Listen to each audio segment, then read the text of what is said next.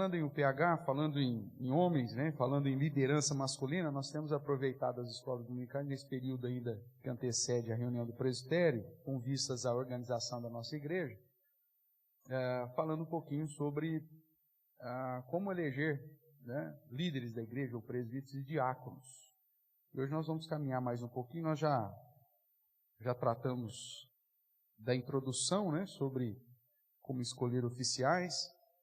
Já vimos aí alguns textos base, né, em especial Êxodo 18, também Atos 6, Atos 14. Vimos que esse é o padrão estabelecido na palavra do Senhor, né, que funcionou muito tempo dentro do povo de Israel, e mesmo depois do exílio, com a formação das sinagogas, vimos também o padrão dessa liderança masculina em relação à manutenção das sinagogas, e depois, já num contexto cristão, nós vemos tanto a igreja caminhando para plantar igrejas por onde os discípulos passavam e organizando de maneira que a liderança dessas igrejas, né, fossem eleitas. Nós vemos isso no registro de Atos. Vemos também o apóstolo Paulo quando diz a Tito, né, que é para esse fim que ele deixou lá, que a responsabilidade de Tito era organizar as igrejas e instituir liderança em cada uma delas. Então, para que a gente caminhe a partir desse ponto aqui, eu convido você a abrir a palavra do Senhor lá na carta do apóstolo Paulo, escrita a Tito, no capítulo 1.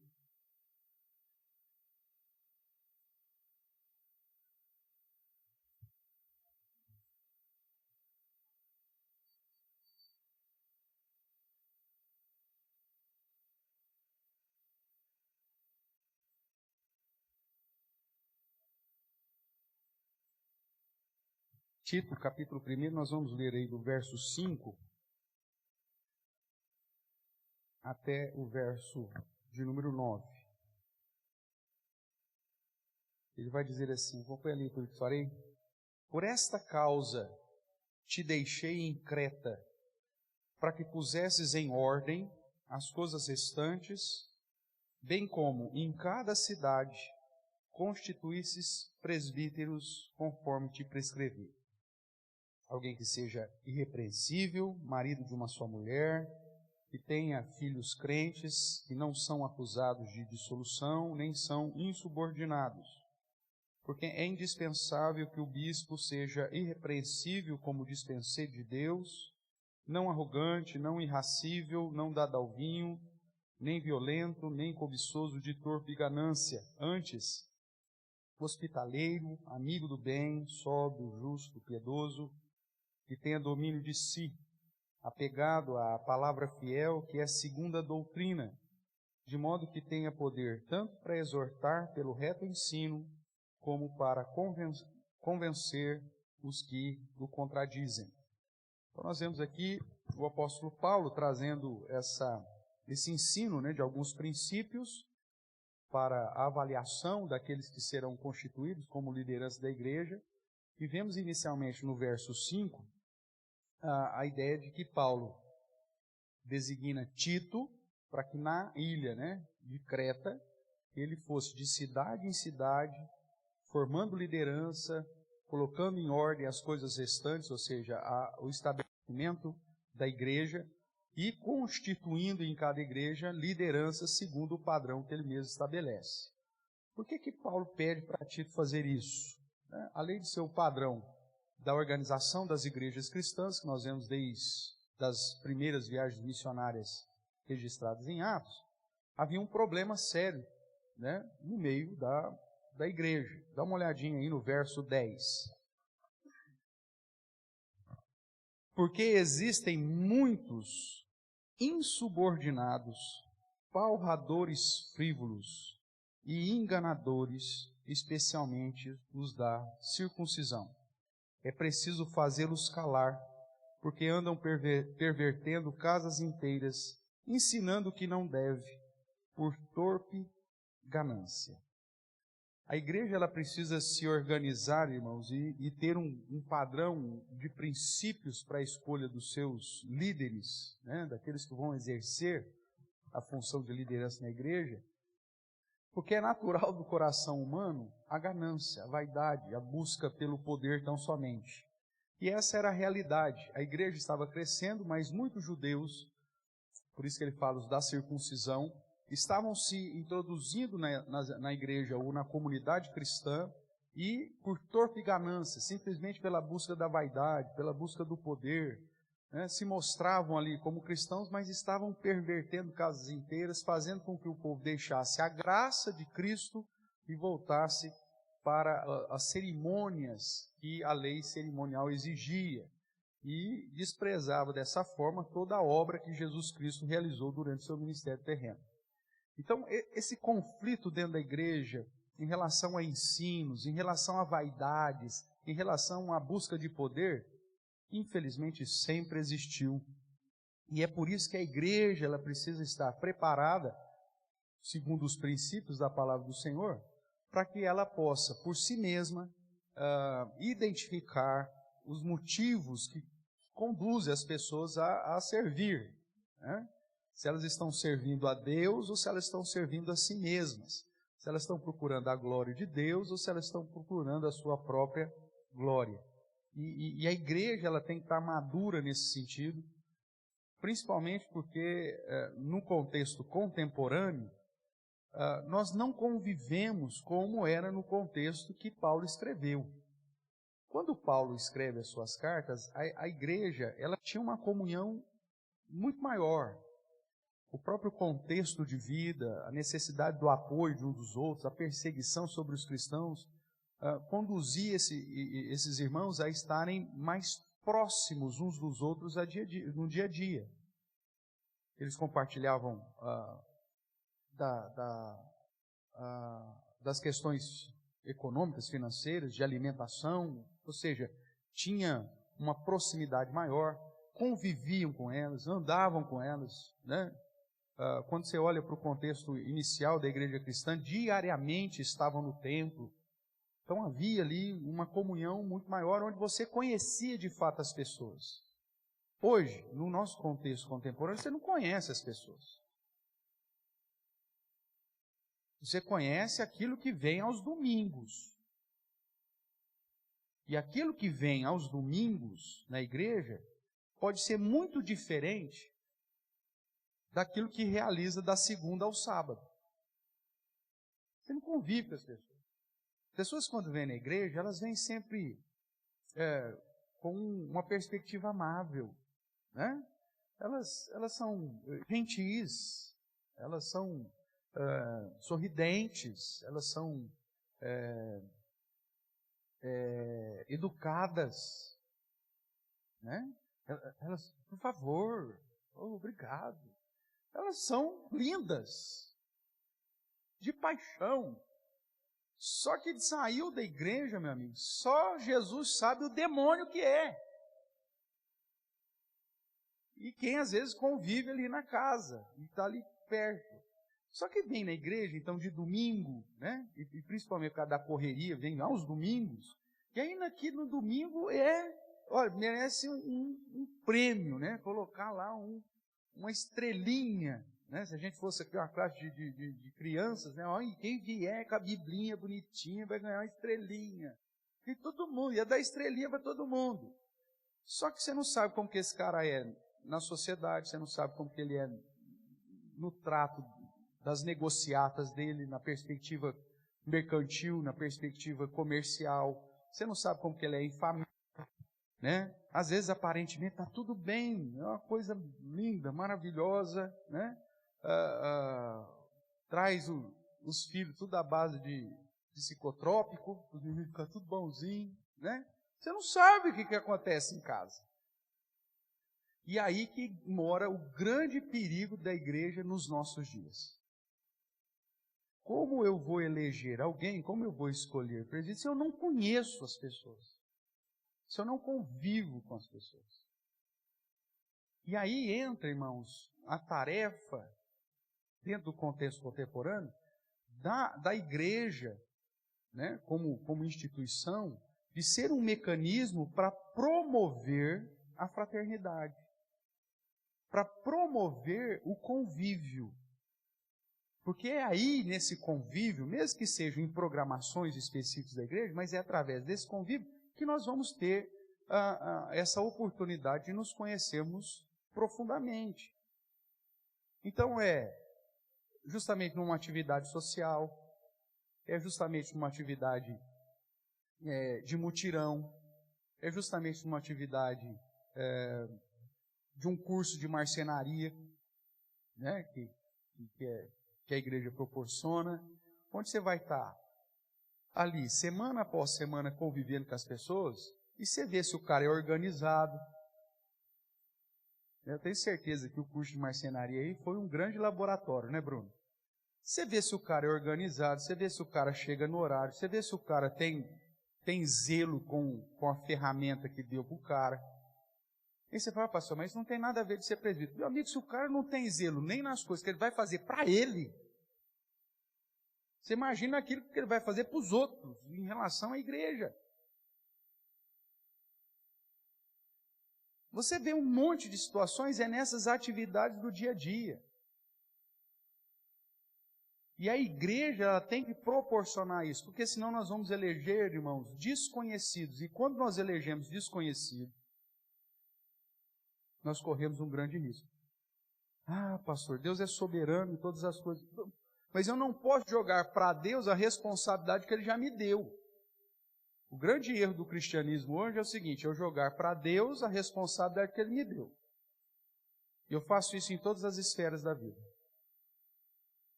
Senhor, eu preciso que o Senhor me dê um trabalho, que o Senhor me dê o sustento, o pão nosso de cada dia. Tá. Aí você tem lá o seu trabalho, só que você chega atrasado, você não cumpre as suas metas, você não exerce a sua função corretamente. Fala, Senhor, o Senhor preserva, hein? O que é responsabilidade minha é responsabilidade minha, cara. Eu vou colher aquilo que eu planto. Então eu não posso jogar para Deus a responsabilidade que Ele já me deu. Na minha família, a mesma coisa. Deus me deu responsabilidade como pai, Deus deu responsabilidade para as mulheres como mãe, Deus deu responsabilidade para os pais em relação à educação dos filhos. Aí eu falo assim, o Senhor cuida. Eu já te dei as diretrizes, eu já te dei os princípios, eu já te dei o ensinamento.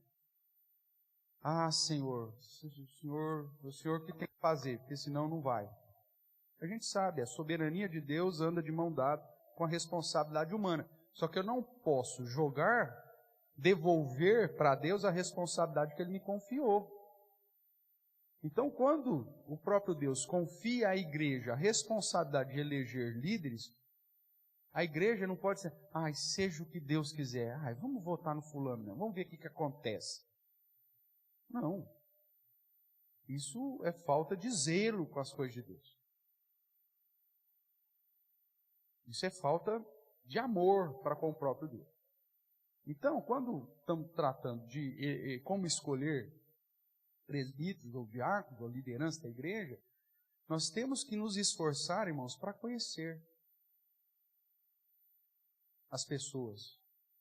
Porque senão nós vamos ter dificuldades. E é nesse sentido que mesmo num contexto diferente do nosso, eu disse que o nosso contexto é muito pior, por conta da rotina, que o apóstolo Paulo vai dar diretrizes, tanto para Tito quanto para Timóteo, para você avaliar questões particulares das pessoas. Questões íntimas das pessoas. Olha só a esfera que o apóstolo Paulo apresenta. Ele vai tratar de uma situação geral, obviamente, do conhecimento, daquilo que você vê, mas também ele vai tratar de particularidades da vida familiar, da vida social, da vida laboral desse indivíduo. Porque eleger liderança na igreja, irmãos, não é eleger representante de classe, quando a gente fazia isso lá no primário. É um negócio muito mais sério, obviamente. Então, diante disso, nós chegamos a semana passada, eu apresentei aqui os pontos que o presbítero Solano fala lá naqueles vídeos, né, que foi produzido pela IPB sobre liderança, mas eu amplio aqui trazendo alguns pontos essenciais para a escolha de presbíteros e diáconos, divididos em 3 áreas. Princípios, ou pontos relacionados à perspectiva bíblica, à perspectiva constitucional, como que funciona a instituição da igreja, e quais são as determinações da igreja para a escolha de oficiais, e as questões doutrinárias. Tanto é que o que motivou Paulo a escrever a Tito é que havia pessoas não pregando a verdade. Não estavam sendo fiéis segundo a doutrina. Veja aí o verso 9, uma das exigências, Que essa pessoa seja apegado à palavra fiel, que é segundo o quê? Que é segundo a doutrina. E aí o verso 10 diz que havia alguns ali, alguns homens que eram insubordinados, não se colocavam sobre a submissão dos apóstolos, sobre a submissão da liderança. Aquele falava mais do que a boca, mais que o homem da cobra, como o povo diz, palradores frios, o cara só fala, e enganadores. Por quê? Porque estavam ensinando coisas contrárias à doutrina. Então nós vamos ver que as questões doutrinárias também estão inseridas. Dividindo esses 3 pontos, hoje nós vamos começar aí falando sobre os critérios bíblicos. Então, como escolher oficiais dentro dos critérios bíblicos? Como que a gente vai fazer isso? Abra a sua Bíblia lá em Atos, capítulo 6. Como nós estamos falando de liderança de um modo específico, não só de presbítero, mas também de diácono, então vamos pegar textos que tratam tanto de diáconos quanto de presbíteros para estarmos atentos aí a alguns princípios. Então vamos lá. Vamos pegar os textos para que a gente forme aqui relembre aí alguns princípios e depois nós vamos pontuar de um modo mais didático. Então, Atos 6:3, os apóstolos, diante da solicitação da igreja, vai dizer assim: mas irmãos, escolhei dentre vós 7 homens do quê? Boa reputação. Você tem costume de marcar na sua Bíblia aí? Marca aí, boa reputação. Marcador de texto, uma canetinha, marca aí, boa reputação. O que mais? Cheios do Espírito. Marca aí, cheios do Espírito, obviamente falando do Espírito Santo. E cheios de sabedoria. Então, boa reputação, cheios do Espírito e sabedoria. Isso refere-se à perspectiva do reconhecimento social dele, boa reputação, e a gente sabe do que se trata isso, num contexto geral de sociedade. Tem pessoas que você fala assim, fulano tranqueiro, hein? Meu Deus do céu. Vai na sua igreja, pior que dá até vergonha, Quando a pessoa pergunta assim, fulano vai na sua igreja, você fala, já vem bucha aí. Aí você fala assim, meu amigo, a igreja até cachorro entra, a porta fica aberta, Vai fazer o quê? Mas a reputação do cara. Boa reputação. O que mais? Cheio do Espírito. Ou seja, tem que ser crente. Tem que ter passado pela regeneração, irmão. Não é um amigo do Evangelho. Tem muita gente que vem à igreja, que a esposa trouxe, e o cara está aí há anos. Às vezes até se tornou membro da igreja, mas ele é amigo do Evangelho. Você não vê regeneração nele. Você não vê novo nascimento. Você não vê. É um cara bom, uma pessoa agradável, daquele que você fala assim, puxa vida, o cara especial, uma pessoa, agradável, interessante, mas você não vê atitudes de regenerado no cara. Você não vê a pessoa assumindo o compromisso de uma vida com Deus. A pessoa está aí. Ele é amigo do Evangelho.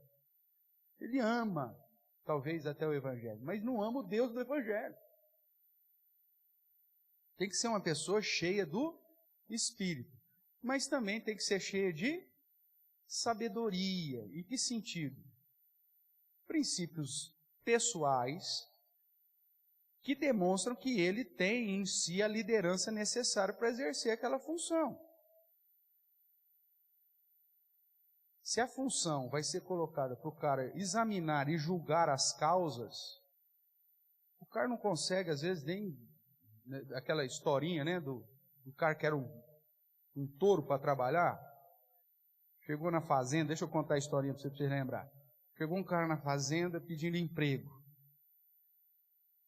Aí o patrão falou assim, não, tudo bem, meu amigo, nós vamos consertar uma cerca aqui, vamos trocar os morão aqui, vai furando aí. O serviço de 3 dias, o cara fez 1 dia só.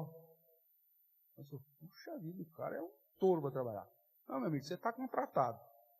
Só que agora o serviço é o seguinte, nós fizemos uma colheita de batata, e está lá, então, você lê as batatas lá. E eu preciso que você ensaque as batatas. Só que da seguinte maneira, grande, média e pequena. Tá bom? Tá bom. Pô, o cara que no serviço da cerca de 3 dias fez 1 dia, esse serviço aqui de 1 semana, esse cara vai estourar a boca do balão.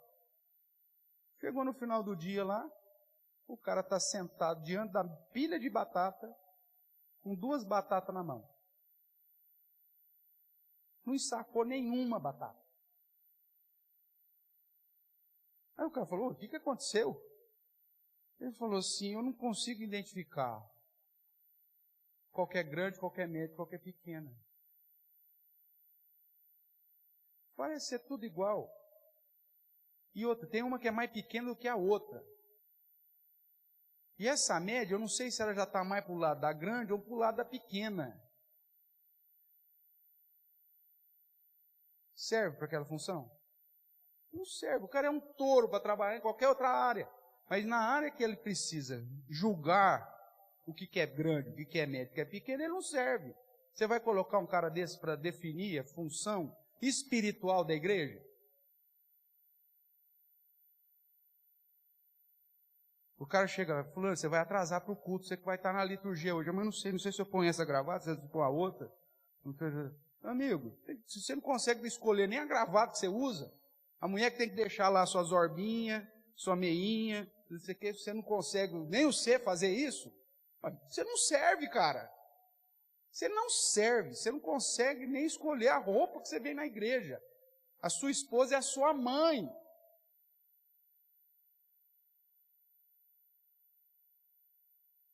Você vai me desculpar, não sei se isso acontece na sua casa, mas se você faz, não se coloque à disposição para servir como um líder da igreja, porque na hora que nós chegar diante de um pepino para resolver, você vai falar, pastor, não sei nem se eu vim de cueca hoje, porque eu não vi se a mulher pôs ou não pôs na cama. Não adianta, cara. Tem que ser cheio de saber, tem que saber lidar com as situações. Tem gente, irmãos, que são pessoas fantásticas para consertar a cerca. Deixa o cara consertando cerca. Agora não põe ele para escolher se a batata é grande, média ou pequena, porque não vai dar certo. Essa sensibilidade a igreja tem que ter. Não, mas o fulano é bom para cerca. Mas o serviço de presbítero não é para pôr cerca, é para escolher as batatas. Ele sabe escolher batata? Não, pastor, ele não sabe escolher batata. Então não serve para isso. Vai continuar sendo um cara bom, mas ele não serve para essa função. Quer que eu desenhe? Está sendo claro, irmãos, aqui? Porque não adianta. Agora, no nosso contexto, nós não vamos conviver com as pessoas para saber realmente o que é e o que não é. O nosso contexto de vida dificultou ainda mais o nosso processo. Mas eu tenho que estar atento. Outro texto aí, dentro de critérios bíblicos para a eleição de oficiais. Capítulo 14, verso 23, nós já lemos ele, mas vamos repetir.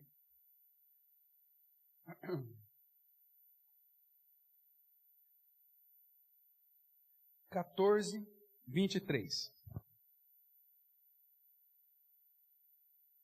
E promovendo-lhes em cada igreja a eleição de presbíteros, aí você que marca, você pode marcar a partir de agora.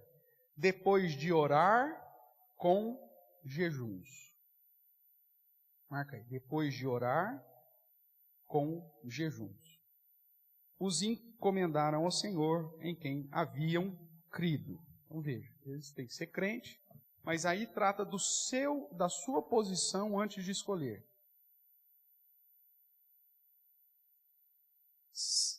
A ideia da comunidade dos crentes, da comunidade dos santos, ou da igreja, é que pessoas crentes, que têm uma vida de oração e jejum, de comunhão a Deus, elejam outras pessoas crentes. O problema é quando você vai trazendo pessoas para a igreja atraídas, não pelo Evangelho de Cristo, mas por uma série de situações que a igreja pode proporcionar, os chamados que eu falo aqui, os amigos, né, do Evangelho, que às vezes vem, porque é uma comunidade. É engraçado que isso você vê em muitas igrejas. As pessoas não evangelizam, elas não fazem discípulos, mas ela convida colegas para estarem na igreja. Rapaz, um ambiente gostoso, ambiente bom, turminha boa. As mulheres fazem um café lá depois do culto, lá, toma um café, sempre tem alguma coisinha lá para nós buscar, bate um papo, uma turminha boa. Vamos lá, vamos lá. Rapaz, você está trazendo um lobo para dentro da igreja. Qual que é a maneira de você convidar alguém para ir para a igreja? Meu amigo, você é pecador, você precisa se arrepender, cara. Você precisa mudar de vida, cara. Você não precisa procurar um grupo de escoteiro, como se a igreja fosse. Online, os clubes, como muita gente convida as outras, como se fosse Leões do Brasil, Lions Club, Rotary, maçonaria, como se fosse um grupo social, de convívio social. Igreja não é isso, irmãos. Quando você convida as pessoas para vir para a igreja, pela perspectiva social dessa igreja, e não pela mudança de vida que elas precisam receber, confrontando os seus próprios pecados, e apresentando o evangelho do arrependei-vos e crede no evangelho, muitas vezes a própria igreja vai trazer para dentro dela pessoas que não têm compromisso nenhum com o Deus da igreja. E que vai eleger, dentre os seus pares, pessoas que também não têm compromisso nenhum, não creem em Deus, mas estão já inseridos na comunidade e que às vezes estão aqui simplesmente pela posição de status social que às vezes traz. O fato de estarmos reunidos num grupo, isso obviamente facilita nos traz alguns benefícios comerciais, inclusive. Alguém chega para mim, pastor, estou precisando, de um marceneiro. O senhor tem um marceneiro para me indicar? Obviamente, a gente indica aqueles que estão na igreja. Pastor, eu preciso de um pedreiro. O senhor tem alguém para me indicar? Pastor, um mecânico. O senhor tem alguém para me indicar? Pastor, um advogado. O senhor tem um dentista. Então, traz benefício comercial o convívio da igreja. Você tem um nicho. E tem gente que vem para a igreja tão somente por conta desse nicho. Tanto é que a tendência é que uma igreja onde a classe social dos membros seja alta, a tendência é que só vai ter gente daquele mesmo padrão naquele lugar. Porque as pessoas vão ser convidadas e atraídas pelo nicho social que aquela comunidade proporciona. Não é isso que nós queremos, irmãos. É aquilo que nós já estamos há meses batendo na tecla. Nós não precisamos de membros. Nós precisamos do que mesmo? Discípulos. Porque quando o membro elege oficiais, ele elege outros membros. Aí ele elege pelo sobrenome, ele elege pela função social, né, pelo cargo que a pessoa exerce na sociedade, ela elege pelo saldo bancário que essa pessoa tem, e não pelo fato de terem crido no mesmo Deus.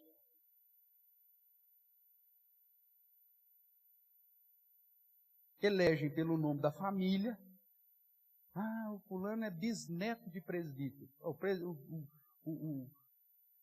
O bisavô dele pode ter sido um ótimo presbítero. Agora, o fato dele ser bisneto do presbítero significa que ele é digno de ser eleito presbítero? Não, às vezes é um tranqueira.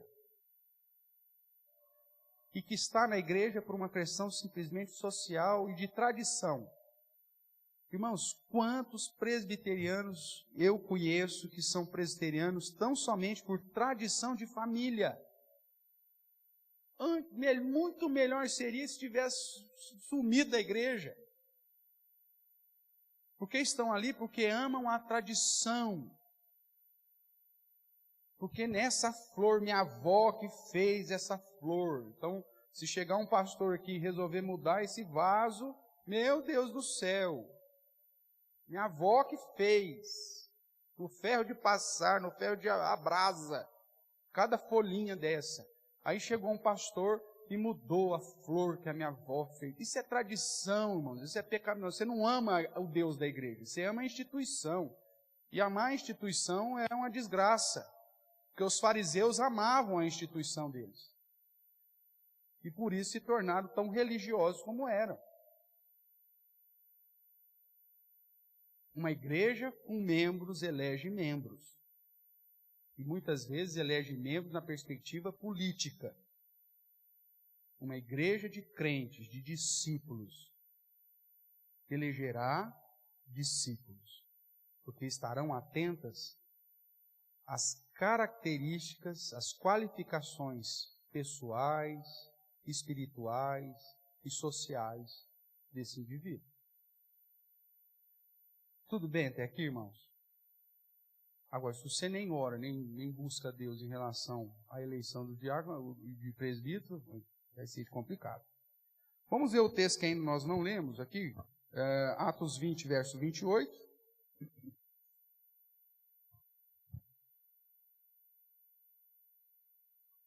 Irmãos, eu estou sendo meio duro aqui, mas é um momento que eu tenho que ser, tá?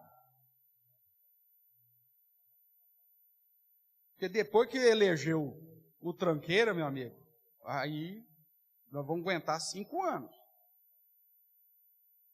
Então a hora de eu dar aquela chocada é agora. Porque depois que elegeu, você fala, puxa, elegemos o fulano. Isso vai amargar 5 anos, hein? Atos 20, verso 28.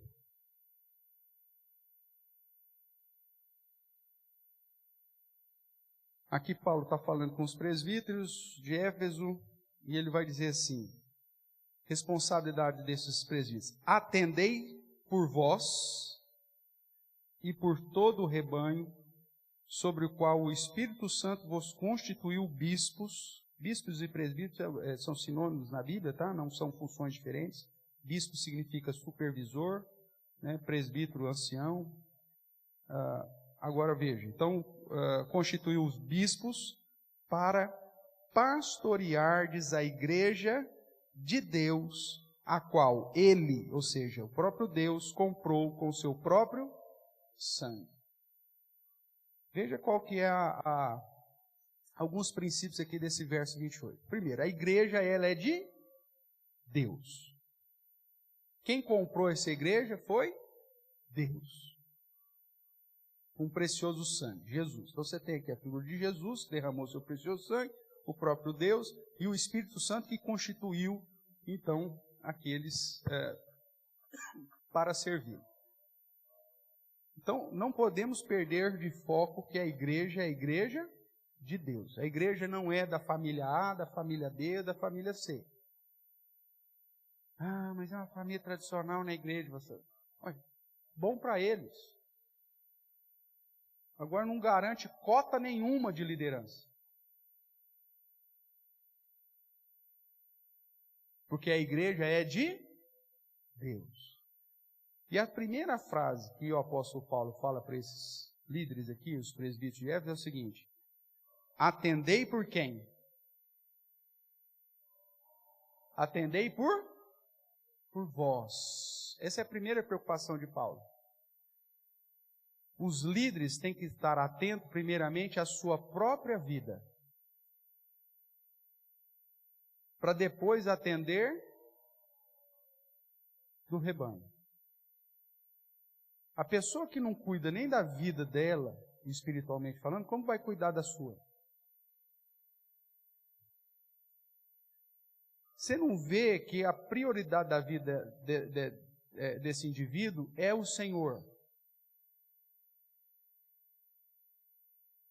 O Deus dele é outra coisa. O Deus dele é a soberba, o Deus dele é o materialismo, o Deus dele é o sucesso terreno. Ele só se preocupa pelas coisas terrenas e no domingo ele vem e faz o papel de piedoso. Meu amigo, não dá certo. Você tem que ver na pessoa que ela primeiro ela cuida da própria vida espiritual dela. Atendei por vós e depois pelo rebanho que o Senhor vos constituiu. Eu não posso ser um guia, né, bíblico na sua vida se eu não sou tratado pelo Espírito Santo de Deus e pelo conhecimento bíblico. Se eu não consagro a minha vida à oração, à busca do conhecimento da palavra, do entendimento. Irmãos, a igreja ela vai passar, inclusive através das quartas-feiras e da IBD, conhecimento bíblico para você, mas não é suficiente.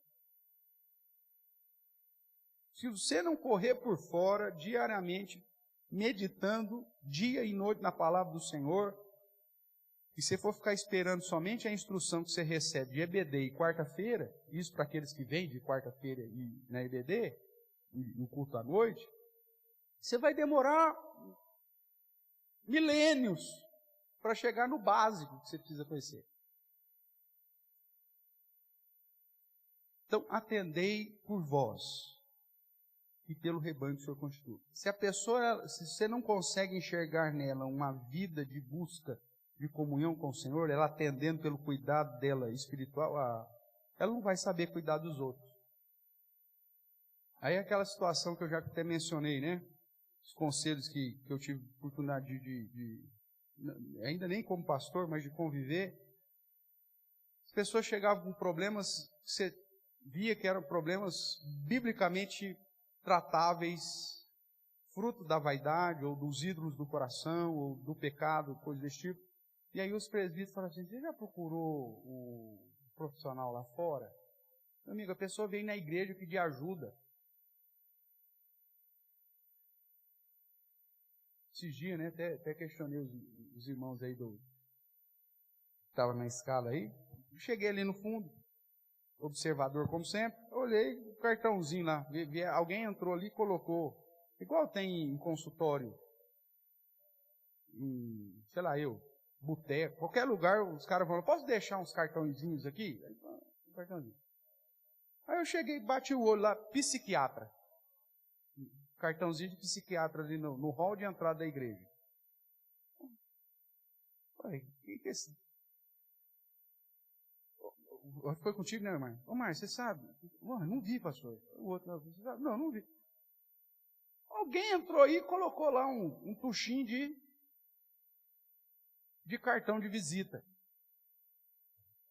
Agora imagina, você está procurando uma igreja, aí você chega na igreja, aí você vai olhar lá no hallzinho de entrada para pegar um boletim, não sei o quê, aí o cartãozinho do psiquiatra, você fala, bem, aqui não vai me ajudar. Você não volta nunca mais nessa igreja. Você já na entrada já está te indicando para você procurar um psiquiatra, pô. A igreja não pode ser isso. A igreja justamente é onde tem a solução, irmãos. A palavra de Deus, ela tem resposta para todas as áreas da sua vida. Somente através das Escrituras nós temos solução para mudar a nossa mente, o nosso coração, para despojar daquilo que não presta e revestir daquilo que realmente glorifica a Deus. Se a igreja, de fato, não acreditar nisso, ela tem que fechar. Se a igreja não for esse ambiente realmente de transformação na vida das pessoas, tem que fechar. Ou então, é aquilo que eu já falei em outro lugar, né? Muda lá a plaquinha lá. Em vez de pôr igreja presbiteriana, vai pôr grupo social reformado, não tem problema. Você pode pôr o termo que você quiser, mas aí você tira a igreja e põe lá grupo de convívio, né? Ou põe lá sociedade anônima. Agora, se é igreja, então ela tem que funcionar como igreja. E igreja de Deus. Vamos para o texto de 1 Timóteo. Nós lemos já Tito, então nós não vamos reler, mas vamos aqui para Timóteo, 1 Timóteo capítulo 3, onde nós vemos a instrução do apóstolo Paulo, agora para Timóteo, sobre as qualificações dos presbíteros e diáconos. Nós vamos ler de um modo geral e depois, se for o caso, nós vamos trabalhando ponto a ponto. Fiel é a palavra. Se alguém aspira ao episcopado, excelente obra almeja. É necessário, portanto, que o bispo seja irrepreensível, esposo de uma só mulher, temperante, sóbrio, modesto, hospitaleiro, apto para ensinar, não dado ao vinho, não violento, porém cordato, inimigo de contendas, não avarento, que governe bem a própria casa, criando os filhos sob disciplina, com todo respeito. Pois se alguém não sabe governar a própria casa, como cuidará da igreja de Deus? Não seja novo na fé, ou seja, neófito, para não suceder que se ensoberbeça e incorra na condenação do diabo. Pelo contrário, é necessário que ele tenha bom testemunho dos de fora, a fim de não cair na vergonha, no opróbrio e no laço do diabo. Semelhantemente, quanto a diáconos, é necessário que sejam respeitáveis, de uma só palavra, não inclinados a muito vinho, não cobiçosos de sórdida ganância, conservando o mistério da fé com a consciência limpa. Também sejam estes primeiramente experimentados, e se mostrarem irrepreensíveis, exerçam o diaconato. Da mesma sorte, quanto a mulheres, é necessário que sejam elas respeitáveis, não maldizentes, temperantes e fiéis em tudo. O diácono seja marido de uma só mulher e governe bem seus filhos e a própria casa. Pois os que desempenham bem o diaconato alcançam para si mesmos justa preeminência e muita intrepidez na fé em Cristo Jesus. Depois nós vamos entrar aqui nas nuances de cada um desses pontos. Mas, tendo em vista esses versos que lemos, tanto no livro de Atos, Timóteo e em Tito, que nós fizemos no início, nós podemos definir aí como critérios bíblicos você avaliar as qualificações pessoais. Isso vai estar tudo meio que junto e misturado aqui nos textos, mas com um pouquinho de atenção a gente consegue fazer uma separação aí, né? Então, primeiro, qualificações pessoais. Tanto Atos 6, quanto Timóteo, quanto Tito, vão dizer que, como um indivíduo, como pessoa, para você eleger alguém oficial, essa pessoa tem que ter boa reputação. Aqui no texto aqui, ele vai dizer que tem um bom testemunho dos de fora, isso aqui no verso 7, ou quando diz a respeito dos diáconos, que sejam respeitáveis. Tudo bem? Então, olhando para as qualificações individuais, para as qualificações pessoais, dentro dos critérios bíblicos, você tem que avaliar, então, a boa reputação que essa pessoa tem, tanto fora da igreja, quanto dentro da igreja. Tem boa reputação? Ótimo. Outra questão que é recorrente nos textos é que ele tem que ser irrepreensível. O que significa ser irrepreensível? Alguém que não é digno de ser repreendido, que não tenha ou que cometa práticas que são passíveis de serem repreendidos, de ser chamada a atenção. Tem pessoas que vivem uma prática corriqueira, que é destoante do padrão bíblico, que você tem que chegar, ô fulano, você tem que parar com isso, ô fulano, para com aquilo, ô fulano, repreender ele constantemente.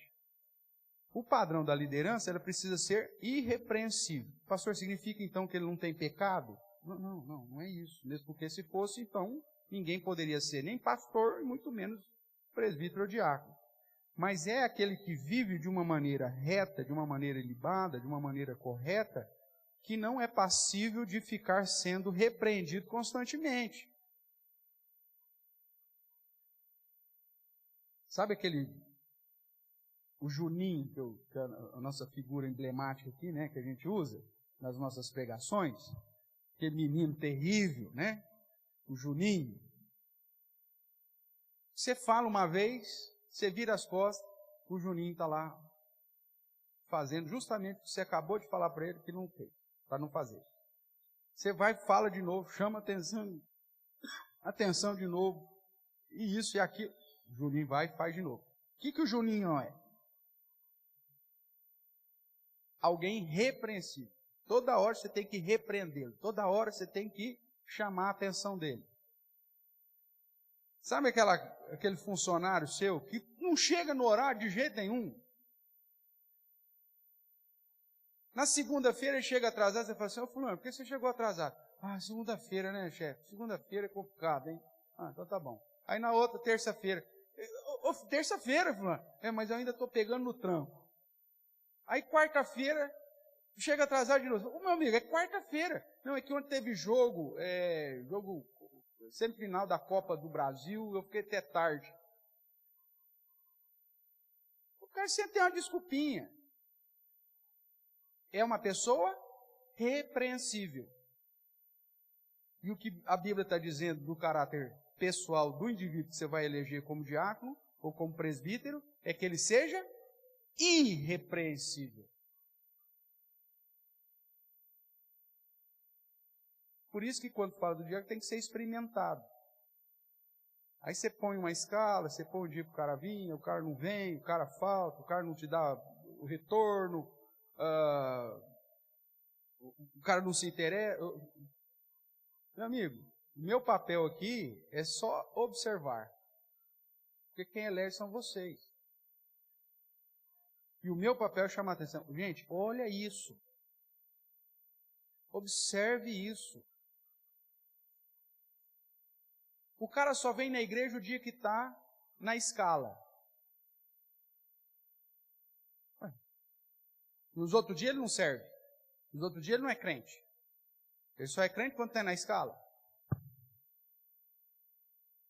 Aí o dia que está na escala ele aparece. Aí vem parece um santo piedoso. Aí no outro domingo, cadê o fulano? Não, hoje ele não está na escala. Peraí. Nós vamos ver depois nos critérios constitucionais que uma das exigências para alguém ser presbítero e pastor e diácono é que ele seja frequente. Ele seja frequente. Assíduo é o termo lá. Agora você vê o cara só no dia que ele está de escala. Focado. É irrepreensível. E isso em qualquer área da igreja. Então, ele tem que ser irrepreensível na sua conduta, na perspectiva moral. Coisa simples. No dia a dia. O cara tem que se policiar. Atendei por vós. E depois atendei pelo rebanho que o Senhor construiu. Se o cara não cuida dele mesmo, de modo a ser irrepreensível, irmãos, a pessoa sábia, sabe quantas vezes ela precisa ser repreendida na vida? Quantas vezes uma pessoa sábia precisa ser repreendida na vida? Uma vez. Não, porque errar todos nós erramos. Mas o sábio, o que vai acontecer? Ele fez alguma coisa errada, alguém chega para ele e fala, cara, isso que você fez não deveria ser feito, hein? Pronto. Para o sábio, isso é suficiente. Ele fica envergonhado, inclusive, com isso. Caramba, ainda levei um puxão de orelha que eu não precisava. Agora o tolo,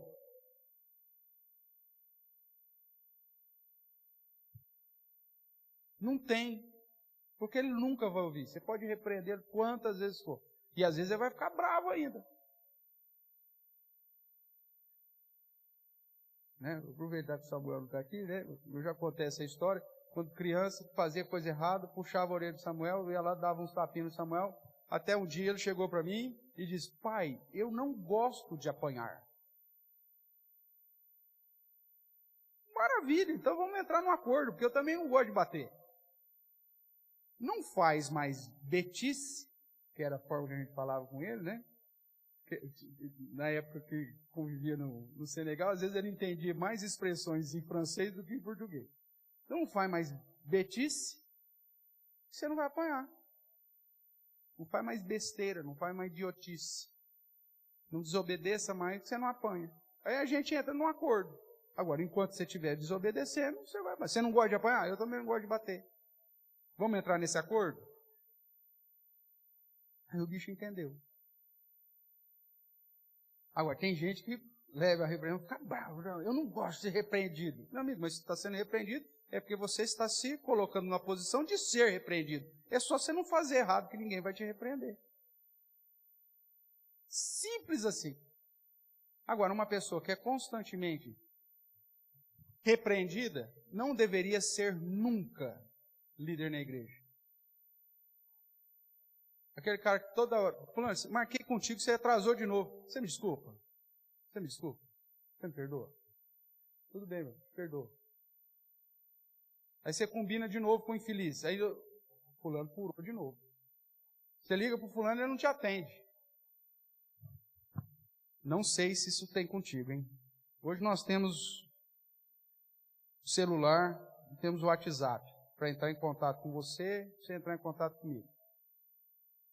O miserável vai lá no WhatsApp e desmarca lá aquele negocinho lá que a visualização da notificação que ele viu.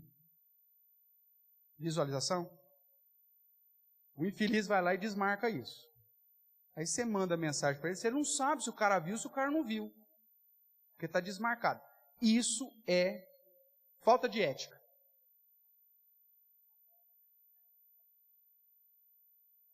Tira até online. Isso é coisa de Satanás, irmãos.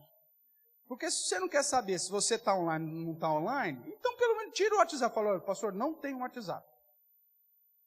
Porque se eu estou mandando uma mensagem para você, eu preciso que você me dê um retorno, pelo menos que você viu. Aí está lá, eu não sei se o cara viu ou se o cara não viu. Agora essa do online eu não sabia agora. Mas agora, antigamente você tinha lá, o cara viu 1 minuto antes. Você olha lá no cara, última visualização do cara, 8h12. Você mandou 8 horas para ele. Então, quer dizer, o cara entrou, e agora? Só que não está azulzinho aqui, eu não sei se o cara viu ou se o cara não viu. E agora? Ligo para ele, não ligo, o que eu faço? Aí ele só fala que vê aquilo que interessa para ele. Tanto é que o cara não põe, você está respondendo aquilo que ele interessa, ele já te responde na mesma hora.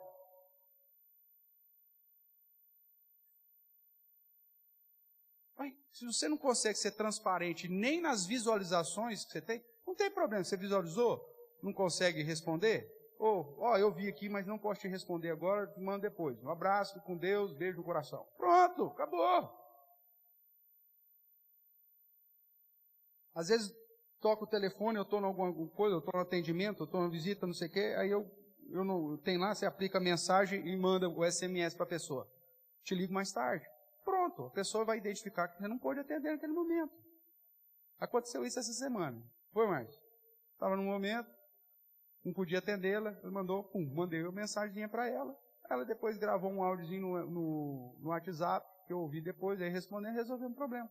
Irmãos, transparência. Agora, se eu não posso confiar nem no cara que marca lá a visualização dele, se ele viu, se ele não viu, você vai confiar nesse cara para quê mais? Se o cara quer esconder que ele visualizou a conversa sua, o que você vai confiar num cara desse? Não sei se alguém faz. Se faz, muda. Porque mesmo que não seja, isso é pecado, pastor? Não, não é pecado, mas é uma falta de caráter sua.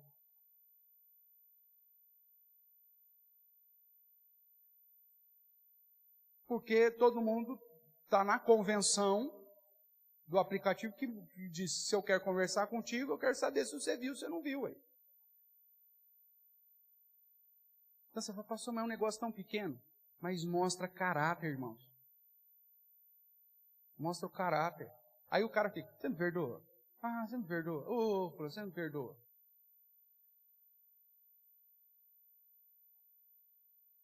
Isso acabou que não serve para ser nada.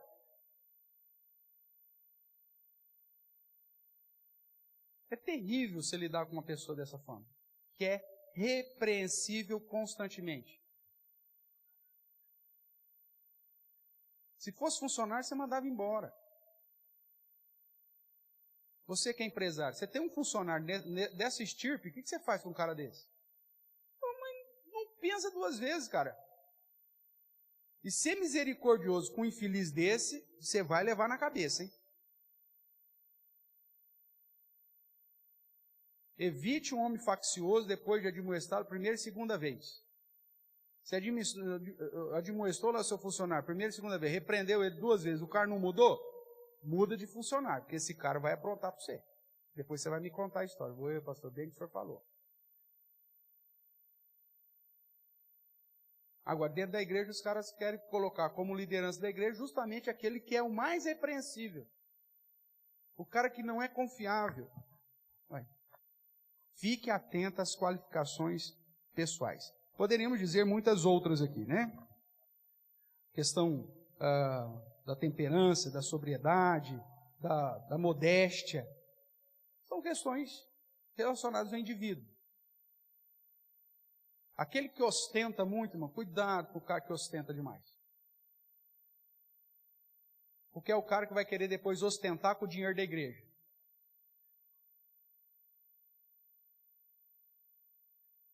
É o cara que vai resolver pôr torneira banhada a ouro no banheiro da igreja e vai falar, nós não temos dinheiro para investir em missões.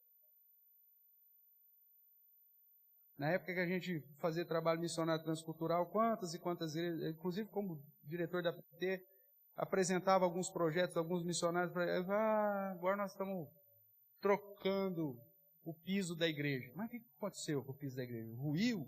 Não, agora nós estamos colocando mármore italiano. Rapaz, está dando um trabalho, ficou 90 dias preso na alfândega. Você acredita nisso, pastor? É uma miséria muito grande. Pô, mármore italiano no templo, se estava tudo bom. E você fala assim, veio de navio. Olha que coisa linda. Ficou 90 dias no Porto de Santos. Então, a obra está lá parada, pastor. Então, agora não temos dinheiro. Tivemos que gastar um dinheiro a mais ainda para tirar lá da alfândega. Então, agora para missões não dá. Ostentação. Se o cara tem na vida pessoal dele uma vida de ostentação, na hora que ele for presbítero, ele vai querer ostentar com o dinheiro da igreja. Não faça isso. Segunda coisa que você vai observar aí, né? Dentro ainda dos critérios bíblicos. Além das qualificações pessoais, as qualificações familiares. O apóstolo Paulo vai chamar a atenção de algumas situações. Primeiro, marido de uma só mulher. Pastor, o que refere a isso? É lógico que você vai encontrar teólogos defendendo o fato de que Paulo estava no contexto de poligamia. Então, ele diz, olha, só tem uma mulher, mesmo que tenha homens na igreja que teriam lá mais de uma mulher, porque o contexto gentílico da época permitia a poligamia. Então, ele falou, para ser líder da igreja tem que ser marido de uma só mulher. Outros vão apontar para o fato de que é o cara que não é divorciado. Ele já não teve uma esposa, se divorciou e está, então, na segunda esposa, coisa assim. Eu, particularmente, me inclino para a situação de marido de uma só mulher, na perspectiva, se ele é a parte vítima. Ele pode ser até divorciado, mas desde que ele seja a parte vítima do primeiro divórcio dele. que significa isso? Biblicamente falando, você só tem duas possibilidades para divórcio. Adultério. Então a mulher traiu o cara. Tudo bem. Foi embora com o amante. Acontece, as mulheres são pecadoras também, vai fazer o quê? E a segunda situação bíblica que nos é apresentada, o abandono obstinado da descrente. Ele se converteu, a mulher não se converteu e a mulher resolveu abandoná-lo. Tudo bem, agora ele vai entrar num relacionamento crente e vai seguir a vida. Agora, você tem que conhecer a realidade do cara. Então, ele é marido de uma só mulher, porque agora ele entrou de novo num relacionamento, então, mas dentro da situação de que ele é vítima. Ou ele se converteu, a mulher que também não era crente, não se converteu, resolveu abandoná-lo, pronto, você tem uma situação que pode ser enquadrada aqui. Ou então a mulher traiu e foi embora com o marido, né, com o outro, abandonou o marido nesse sentido, por causa do adultério, então ele foi a parte vítima nesse sentido. Então você leva em consideração. Apesar que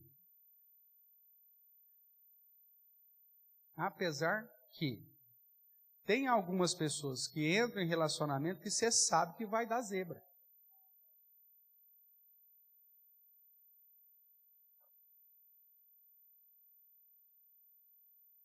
E quando você trata da parte vítima de um divórcio, é sempre difícil você definir se o cara não teve culpa no cartório também. A mulher adulterou também porque o cara, sei lá eu, pastor, o cara não cumpria com as funções maritais dele. Você não sabe. É coisa da intimidade do casal. Então é complicado.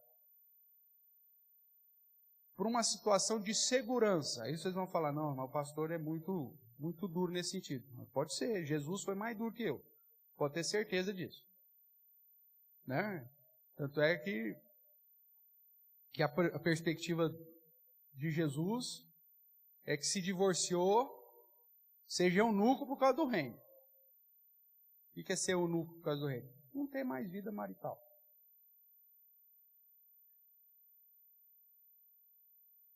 E por que essa perspectiva mais dura, pastor? O cara divorciou, o senhor acha que não deveria ser. Vou te explicar por quê. Porque senão o cara vai ter que andar com a plaquinha dizendo para todo mundo, nota de rodapé. Sou divorciado, mas porque fui chifrado. Por isso sou o presbítero da igreja. Sou a parte vítima. Se ele não quiser andar com essa plaquinha explicativa, o que vai acontecer? A igreja vai passando os anos, pessoas vão entrando na igreja que não conhecem, e de repente vai falar assim, mas o fulano já é casado de novo, ele é divorciado. Se tiver filhos ainda com a primeira esposa, aí fica mais evidente isso. Aí o cara que está chegando fala, mas nessa igreja aceita presbítero divorciado? Aí você tem que pegar a plaquinha para o cara e falar, não, leia aqui o nota de rodapé da plaquinha do cara. Ele só é presbítero porque ele foi chifrado, a mulher abandonou, tarará, tatatata. Então, para ninguém ficar andando com plaquinha com nota de rodapé, já, irmão, divorciou, serve em qualquer outra área da igreja, seja bênção em qualquer outra área, mas pode ser um motivo de escândalo para a igreja, então, por causa disso, o que vem em primeiro lugar é o nome de Deus, então não seja presbítero, porque se for presbítero que vai ter que tratar de assuntos relacionados à vida conjugal das pessoas, o que vai acontecer? Você está lá tratando de um tribunal, né? Do marido que trai a mulher, da mulher que trai o marido, aí você está lá e a mulher fala assim, mas você também é divorciado, rapaz. O que você vai querer falar da minha vida? O que você vai querer julgar da minha vida? Então cria-se uma situação que não vai trazer edificação para a igreja. Agora, obviamente, dentro da comunidade, não, pastor, nós conhecemos a história da pessoa, a pessoa tal, ela é a parte vítima, todo mundo sabe disso, tarará, tarará, vamos eleger o cara? Vamos eleger o cara, sem problema nenhum, ótimo. Ainda mais dentro do nosso contexto, que infelizmente, de cada 10, pelo menos você tem aí 3, 4, né, vivendo já numa situação assim, porque o nosso contexto de sociedade está tão complicado nessa área que, olha, se a gente também não tiver essa sensibilidade em relação à parte vítima no processo, em relação à figura masculina, vai chegar uma hora que, olha, vai ser difícil achar gente para ser líder da igreja. Mas, se nós temos opção, irmãos, leva isso em consideração dentro dos seus critérios, da sua avaliação. Ah, tem o Zé e o João. Ah, o João é divorciado já, mesmo que foi traído, tudo mais. E aí? Nossa, qualificações pessoais, os dois são idênticos. O que vai definir aqui é a questão familiar. Então, defina dentro do padrão mais seguro na perspectiva bíblica. Tudo bem? Porque vai tratar do assunto, irmãos. O conselho vai, em vários momentos, ter que se reunir para aconselhar um casal que está pensando em se divorciar. Aí você chega e fala, meu irmão, o divórcio biblicamente não é o padrão, barará, vamos pensar, mas o senhor tem os presbíteros, é tudo divorciado, pastor. Por que eles podem e eu não? Por que eles puderam e aí estão exercendo e eu não posso? Aí o que você vai fazer? Aí você vai falar, mas não fui eu que elegi os presbíteros. Vou fazer o quê? Não, mas o senhor é o que ensina a igreja. O senhor não ensinou isso para a igreja? Ensinei, está gravado, é só pedir para o Gabriel lá. Vai ver, você tem que estar ciente disso, irmãos. Nós precisamos buscar edificação. E se queremos realmente ser uma comunidade de crentes, verdadeiros discípulos do Senhor, nós temos que estar atentos, inclusive nesses detalhes. Puxa, mas tem um cara tão bom para fazer. Meu amigo, nós temos que estar atento também, porque para não cair no opróbrio, né? Porque senão as pessoas falam, aquela igreja lá não, só tem divorciado lá. Se o pastor for divorciado, então pronto, aí acabou a autoridade daquela igreja. E eu, irmãos, sou do seguinte, se amanhã, depois mesmo que eu seja vítima, ou chifrado, eu deixo de ser pastor. Sou a parte vítima. Mas eu deixo de ser pastor, vou vender tomate na feira. Porque se eu não conseguir segurar minha mulher dentro de casa, e num padrão de fidelidade, de ensinamento para ela, como que eu vou ensinar o resto?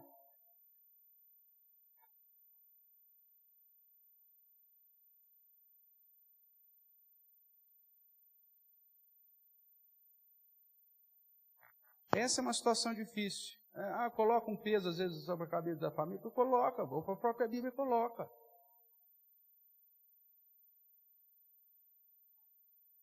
E já falei, inclusive, com meus filhos. Falou, a atitude de vocês, enquanto estiver debaixo de casa, vocês podem destruir o meu ministério, porque eu vou deixar de ser pastor. E vai acabar com a vida de vocês também, velho. Ai, pastor, isso é muito pesado, o senhor colocava sobre as crianças. Mas é o peso mesmo.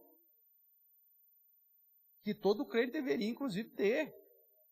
Porque nós somos embaixadores de Cristo e aquilo que a gente faz de errado vai prejudicar o reino. Agora, quanto mais como líderes. É essa a responsabilidade. Posso servir como qualquer outra coisa, mas eu vou ter que abrir mão do ministério. Não tem problema. Difícil isso? Terrivelmente difícil. Mas demonstra o zelo. Tudo bem aqui? O que mais? Seja líder. Por isso o termo, governe a própria casa. Né? Veja aí o verso 4 de 1 Timóteo 3. E que governe bem. Não é governar ruim também não. É governe bem a própria casa. Governa no sentido que é o líder da casa. Não o que manda. Governar não tem nada a ver com mandar. Mesmo porque nós já vimos que a mulher, ela vai, como auxiliadora, administradora, ela vai mandar em muita coisa lá, até mais que o ser. Mas a liderança da casa, o direcionamento da missão é responsabilidade do homem.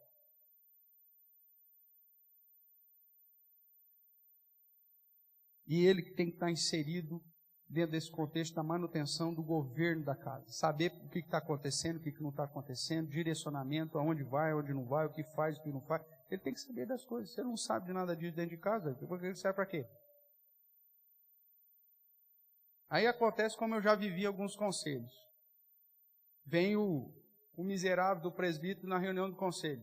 Aí ele tira lá um bilhetinho. Ah, pastor, tem que tratar disso, disso e disso. Ah, mas por que você anotou? Não, foi a esposa que anotou para mim. Quem determinava a pauta do conselho era a mulher do cara.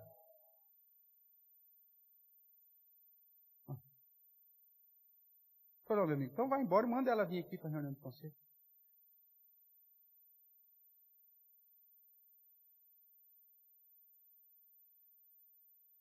E tem mulher que manda mesmo nesse sentido de governar, né? Ó, você vai lá e você fala pro pastor, hein? Senão você, ó, se você não vir com esse trem aprovado, você já sabe, hein? Já vai ficar o travesseiro e a mantinha no sofá. Cara, quem manda no cara é a mulher. Aí o cara vem pro conselho. Ou já vi isso acontecer. Você chega no conselho e apresenta a prova. Chega na reunião sábado à noite. No domingo de manhã chega lá, pastor, nós precisamos conversar. Eu já converso com os demais presbíteros para rever aquela solução. Não, mas que solução? Assim, assim, assim. Não, mas por que rever? Não, já provou? Não, pastor, nós temos que rever. Aí você aperta, o que foi? Chegou em casa, falou para a mulher que o conselho tinha resolvido, a mulher esperneou, aí o miquinho, no outro dia, que é um macaco, um cara desse, né? Um mico de circo. Vem no outro dia, não, vamos mudar. Porque a mulher não deixou. Ah, meu Deus do céu. Para onde que vai uma igreja dessa? Governe bem a sua própria casa. O que mais que diz aí? Criando os filhos sob disciplina com todo respeito. Pois se alguém não sabe governar a própria casa, como cuidará da casa de Deus? Olhando aqui para Tito, ele vai dizer assim em relação aos filhos, né? Verso 6, Tito capítulo 1, verso 6.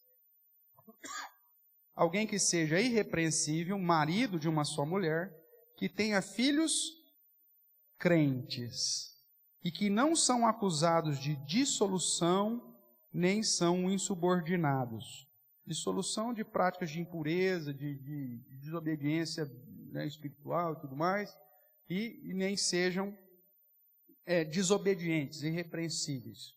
Aqueles que se mantêm na prática obstinados na teimosia. Você tem que olhar nos critérios bíblicos as qualificações familiares. O cara pode ser excelente, irmãos, mas se a família dele não ajuda, não eleja.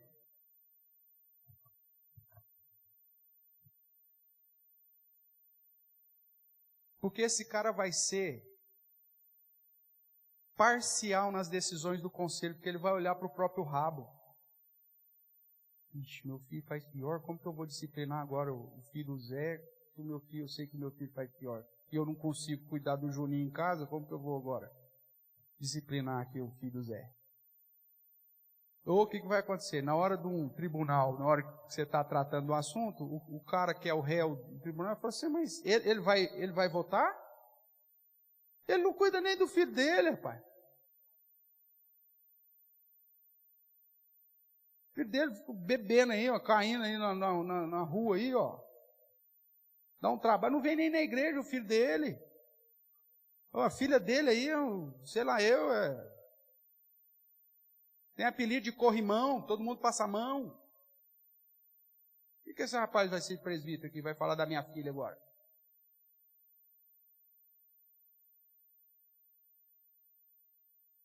Então você tem que olhar as qualificações familiares dele. Aí você fala, pastor, mas é complicado. É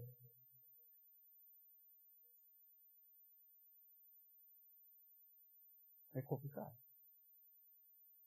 E se queremos ser uma igreja séria, nós temos que levar os critérios bíblicos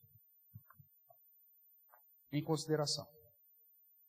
Para terminar, irmãos, qualificações espirituais. Então você tem termos, né, que nós vimos nos textos aí.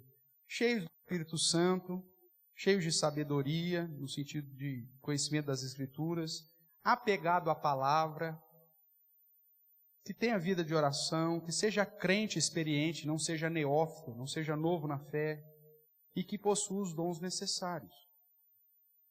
São características, o cara que sabe escolher entre a batata grande, média e pequena.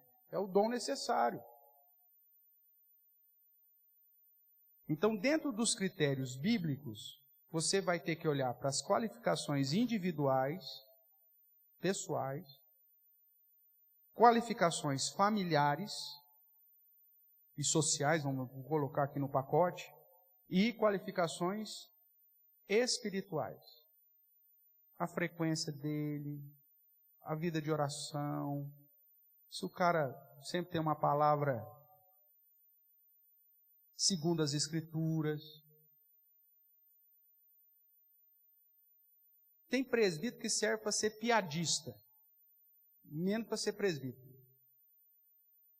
Eu já passei por alguns conselhos que tinham, o cara era o piadista. Ele sabia todas as piadas, era a alegria da galera. Só que você perguntava um versículo para ele não sabia. Ele gravava todas as piadas que ele ouvia durante a semana para contar para os irmãos. Onde o cara estava era alegria fácil. Só que você falava, meu amigo, o que diz João 3,16? Eu não sei não, pastor, mas eu ouvi uma piada sobre João hoje, olha, fantástico.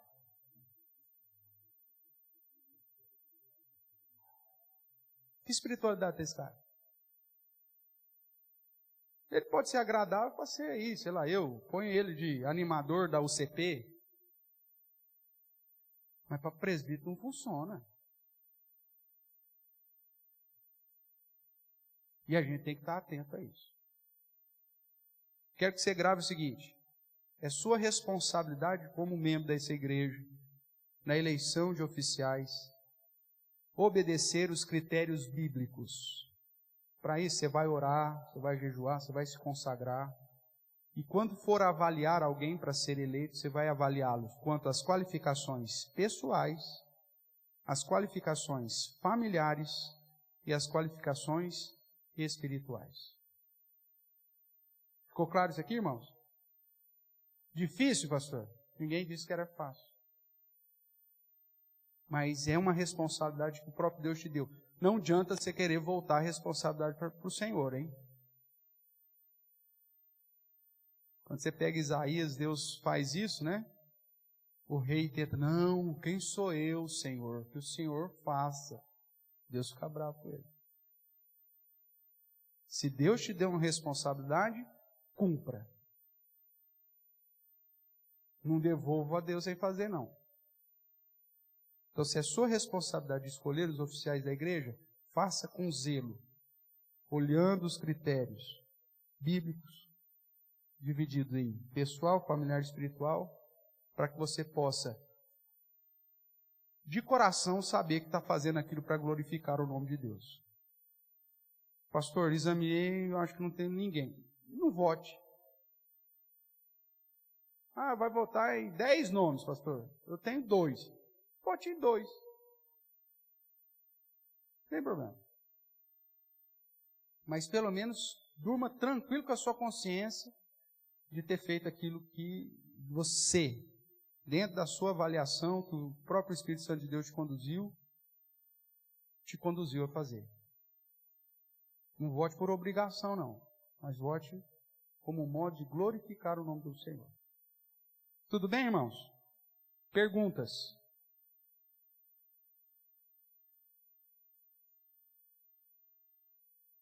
Alguma situação específica que não ficou claro? Semana que vem, aí a gente vai entrar no segundo critério. Critérios constitucionais. É uma aula um pouco mais teórica, mas essencial dentro da Igreja Presbiteriana do Brasil para que a gente possa fazer as coisas dentro do padrão correto. Então, semana que vem, se Deus permitir, a gente trata das questões constitucionais.